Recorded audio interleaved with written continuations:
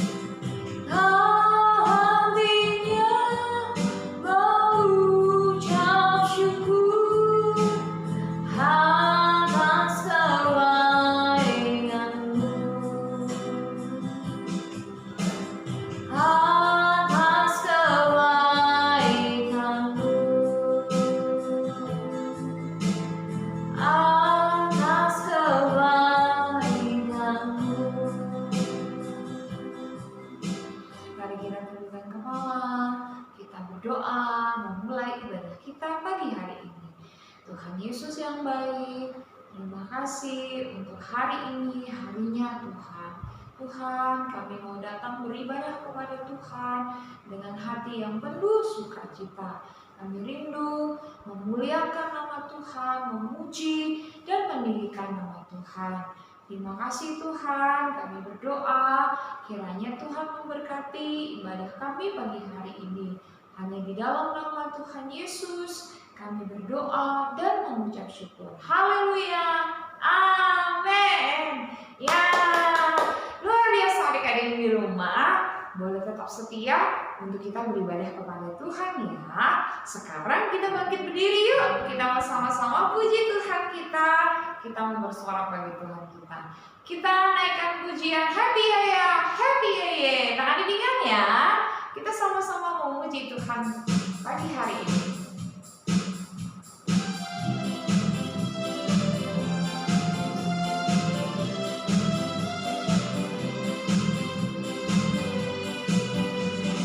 Ya ya ya, happy ya ya, saya senang jadi anak Tuhan.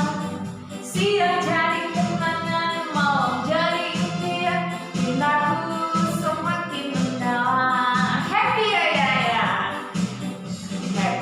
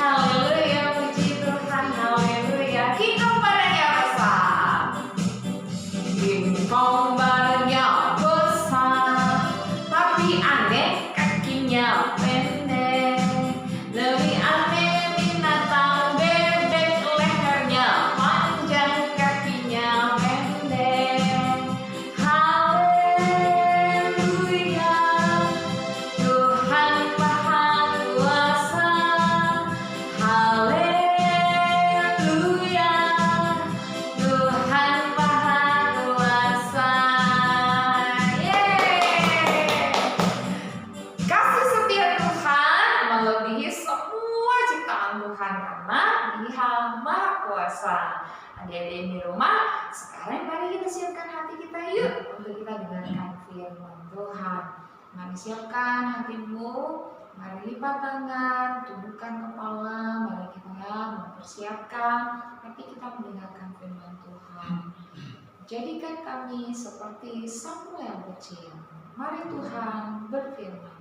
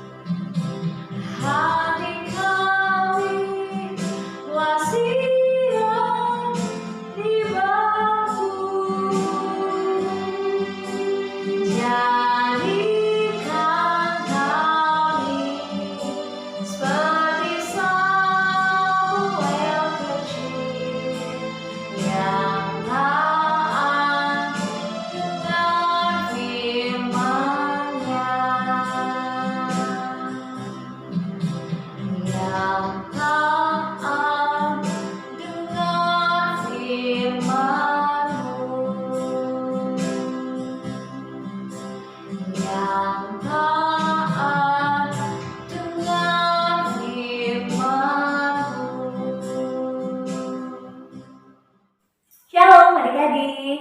Sekarang waktunya kita untuk mendengarkan firman Tuhan ya. Sebelum kita mendengarkan firman Tuhan, mari kita berdoa terlebih dahulu. Lipat tangannya, tutup matanya, mari kita berdoa. Tuhan Yesus, kami sudah siap untuk dengar firman Tuhan.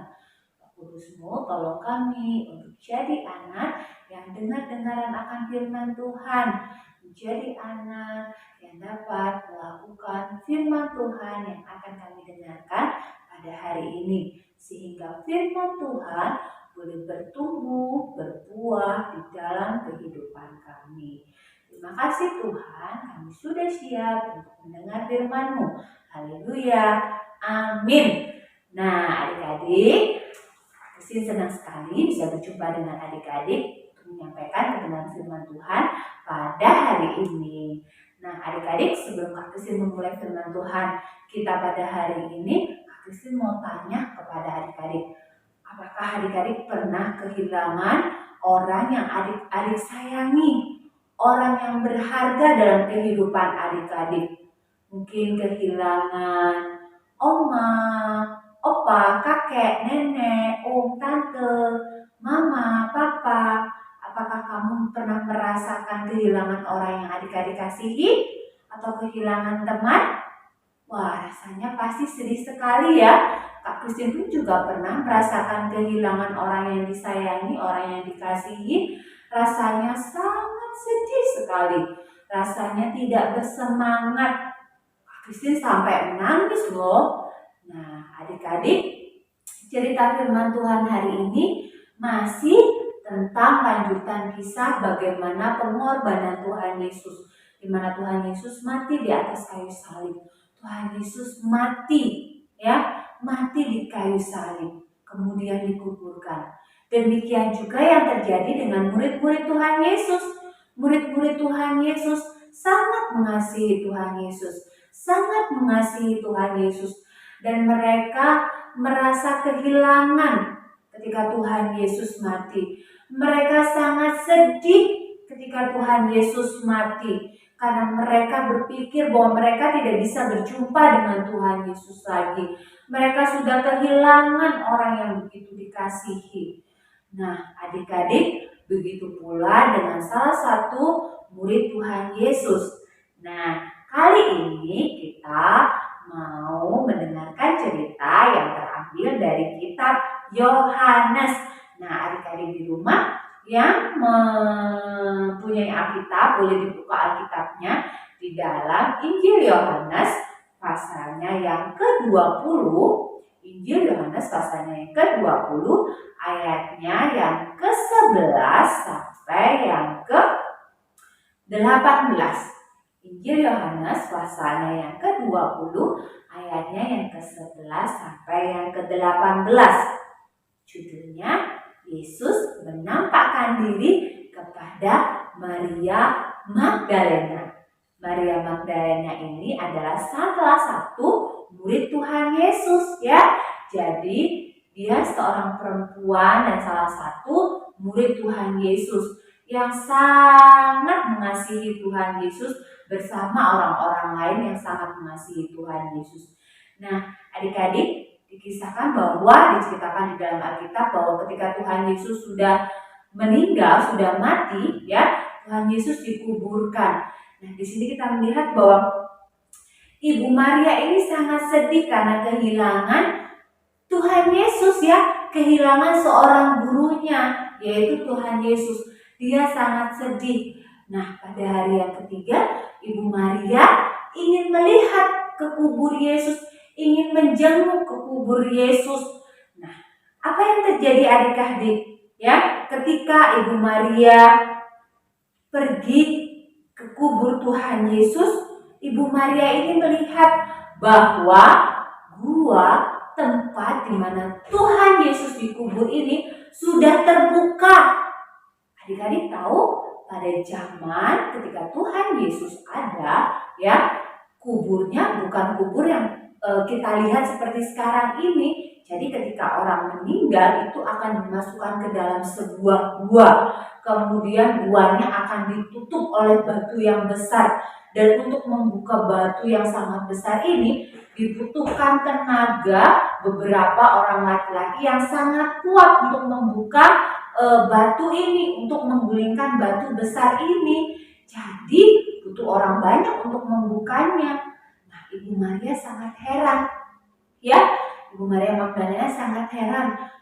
Kenapa kubur Yesus ini bisa terbuka? Kemudian Ibu Maria merasa sangat sedih. Di ayatnya ke-12 dikatakan, dan tampaklah oleh dua orang malaikat berpakaian putih yang seorang ya duduk di sebelah kepala dan yang lain di sebelah kaki di tempat mayat Yesus terbaring. Nah, adik-adik, ketika Ibu Maria melihat bahwa kubur Tuhan Yesus kosong, Ibu Maria masuk ke dalam dan di sana tampak bahwa ada dua orang malaikat ya yang duduk di sebelah kepala Tuhan Yesus terbaring dan kaki Tuhan Yesus terbaring. Tapi di sana dikatakan bahwa dilihat Ibu Maria bahwa Tuhan Yesus sudah tidak ada lagi di kuburnya. Tubuh Tuhan Yesus yang sudah mati, sudah meninggal, sudah tidak ada di kuburnya. Nah, kemudian apa yang dikatakan malaikat itu kepada Ibu Maria Magdalena? Di ayat yang ke-13 dikatakan bahwa kata malaikat itu kepadanya, "Ibu, mengapa engkau menangis?" Jawab Maria kepadanya, "Tuhanku telah diambil orang dan aku tidak tahu di mana ia diletakkan." Ayatnya yang ke-14 kita akan baca ya. Nah, Ibu Maria ini sangat sedih. Dia tidak melihat di mana tubuh Tuhan Yesus yang sudah mati. Di mana tubuh Tuhan Yesus? Tubuh Tuhan Yesus sudah hilang. Ibu Maria merasa sangat sedih. Ibu Maria menangis. Ibu Maria merasakan kesedihan yang sangat hebat. Kemudian adik-adik, apa yang terjadi? Ayat yang ke-14 dikatakan, sudah berkata demikian, ia menoleh ke belakang dan melihat Yesus berdiri di situ. tapi ia tidak tahu bahwa itu adalah Yesus. Waduh adik-adik, karena Ibu Maria Magdalena merasa sangat sedih yang begitu mendalam, dia tidak tahu bahwa Tuhan Yesus berdiri di belakangnya karena dia sudah menangis. Oh, dia sudah sedih, air matanya sudah mengalir begitu deras. Nah, adik-adik, kemudian Tuhan Yesus berkata, "Ibu, mengapa engkau menangis? Siapakah yang engkau cari?" Tuhan Yesus berkata kepada Ibu Maria.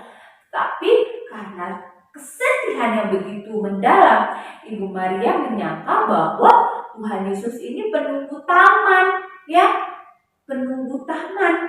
Nah, lalu ia berkata kepada Tuhan Yesus, "Tuhan, jika engkau mengambil tubuh Tuhanku, beritahu kepadaku di mana engkau meletakkannya." Wah, Ibu Maria tidak tahu bahwa ini adalah Tuhan Yesus. Nah, kemudian Tuhan Yesus berkata lagi kepada Ibu Maria.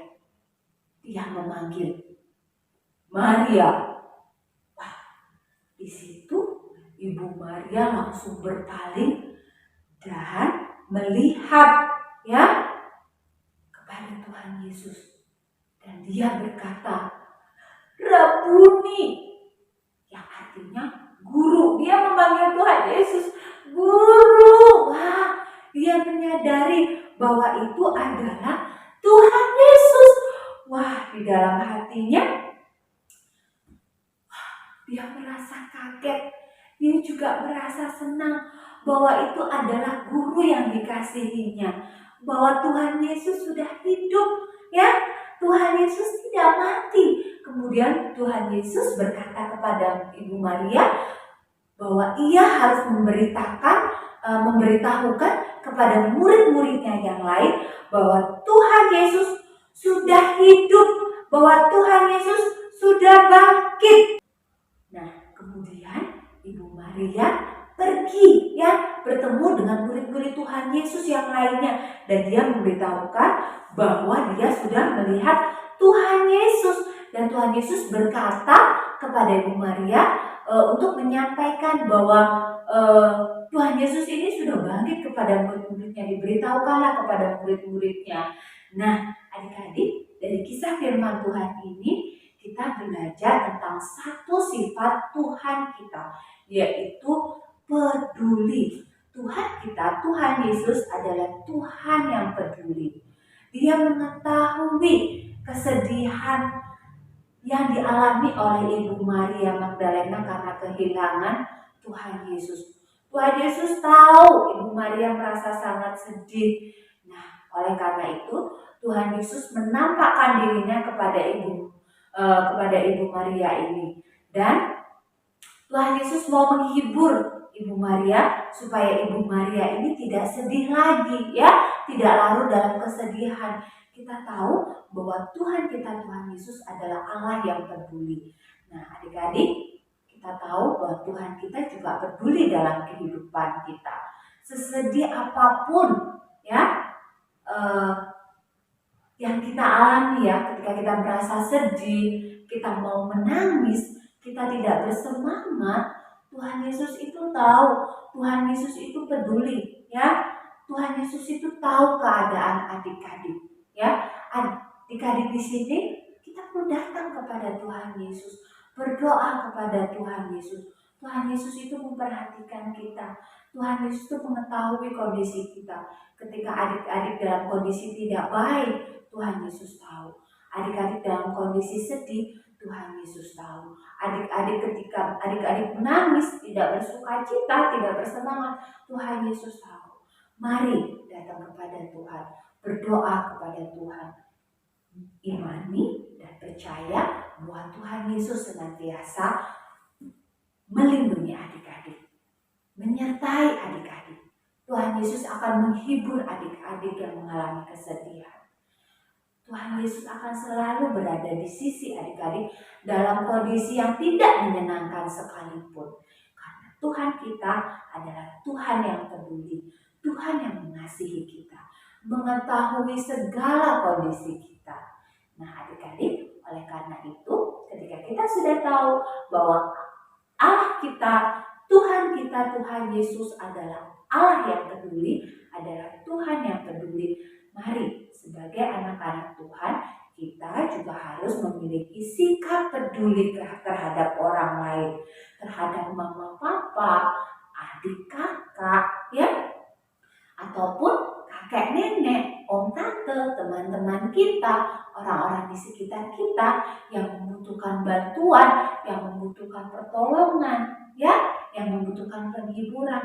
Mari peduli, mari tolong mereka, mari hibur mereka seperti Tuhan Yesus yang peduli, ya. Nah adik-adik, itu tadi cerita firman Tuhan pada hari ini. Kamu bisa ya jadi anak-anak yang peduli seperti Tuhan Yesus yang memiliki sikap peduli, ya. Yuk, mari kita akan mengakhiri ibadah kita. Kita berdoa terlebih dahulu. Tuhan Yesus, terima kasih untuk cerita firman Tuhan yang kami dengarkan pada hari ini. Tolong kami untuk kami terus peduli terhadap orang-orang yang ada di sekitar kami. Terima kasih Tuhan karena Engkau adalah Tuhan yang peduli dalam kehidupan kami.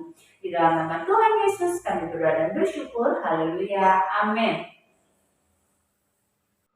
Amin, luar biasa. Adik-adik, senang sekali kita bisa mendengarkan firman Tuhan. Kita boleh belajar tentang jalan-jalannya Tuhan. Nah, sekarang kita memberikan persembahan ya yang terbaik buat Tuhan. Siapkan persembahanmu yang di rumah dan kita akan memberi sama-sama bagi Tuhan. Kalian bisa mempersiapkan persembahan kalian dan kalian bisa nanti membantu mama papa untuk mengirimkannya ke nomor rekening gereja berikut ini. Kita naikkan pujian sama-sama ya adik-adik yang di rumah. Aku diberkati.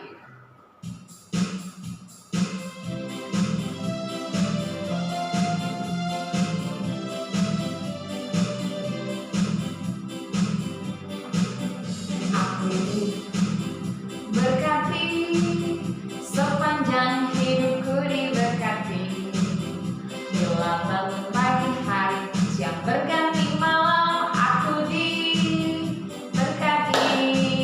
aku diberkati, aku diberkati, sepanjang hidupku diberkati, bila bangun pagi hari, siang berganti malam.